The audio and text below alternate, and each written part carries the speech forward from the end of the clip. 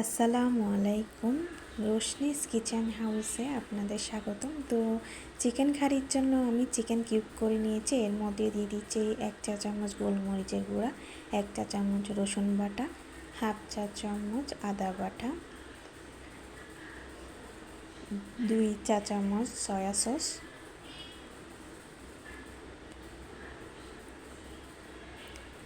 2 চা চামচ কর্নফ্লাওয়ার,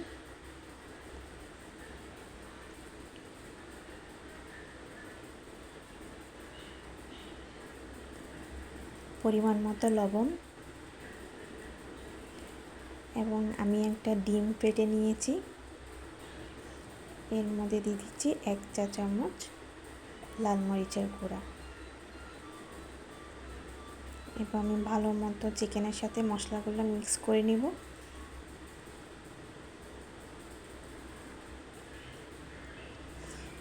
ভালো মতো মিক্স হয়ে গেলে আমি এরপর তেলে ভেজে নিব। এগুলা রেস্টে রাখার কোনো প্রয়োজন নেই।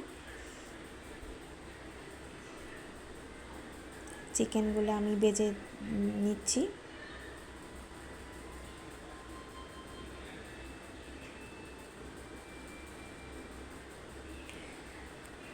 তো তেলের মধ্যে আমি আমার সব চিকেন দিয়ে দিয়েছি। এরপর আমার চিকেনগুলো ভেজে হয়ে গেলে আমি এরপর উঠাই নিচ্ছি। একটা প্যানে তেল বসিয়ে এর মধ্যে আমি দিয়ে দিলাম রসুন কুচি ও আদা কুচি। এরপর একটু ভালো মতো তেলের সাথে নেড়ে চেড়ে নিব। এরপর পেঁয়াজের পাপড়িগুলো দিয়ে দিব এবং টমেটো কুচিগুলো দিয়ে দিব।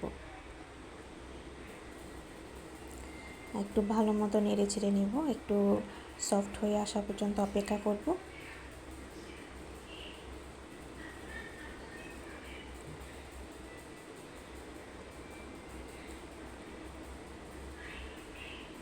এরপর আমার ভেজে রাখা চিকেনগুলো এর মধ্যে দিয়ে দিব। এখন ভালো মতো নেড়ে চেড়ে নিচ্ছি।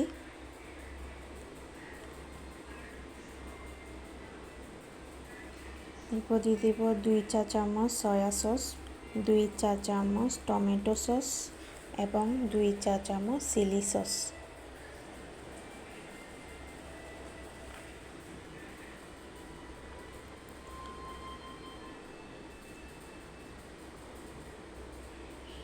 এবার একটু ভালো মতো নেড়ে চেড়ে নেব। এরপর এর মধ্যে দিয়ে দিব কর্নফ্লাওয়ার, পানির সাথে গুলিয়ে নিয়েছিলাম আমি। এরপর ভালো মতো নেড়ে চেড়ে নিব। এরপর এর মধ্যে দিয়ে দিব ক্যাপসিকাম, তারপর 2 চা চামচ লাল মরিচের গুঁড়া। ঝালটা আপনারা আপনাদের পরিমাণ হিসেবে দিয়ে দিবেন। আর এরপর দিয়ে দিচ্ছি গোলমরিচের গুঁড়া। এরপর আমি সামান্য একটু পানি দিয়ে ভালো মতো মিশিয়ে নিব।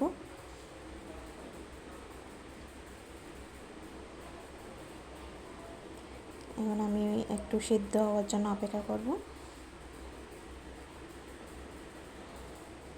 আলহামদুলিল্লাহ, আমার চিকেন কারিটা রেডি হয়ে গেছে। আপনারাও এভাবে তৈরি করে নেবেন আপনাদের চিকেন কারি। আল্লাহ হাফেজ।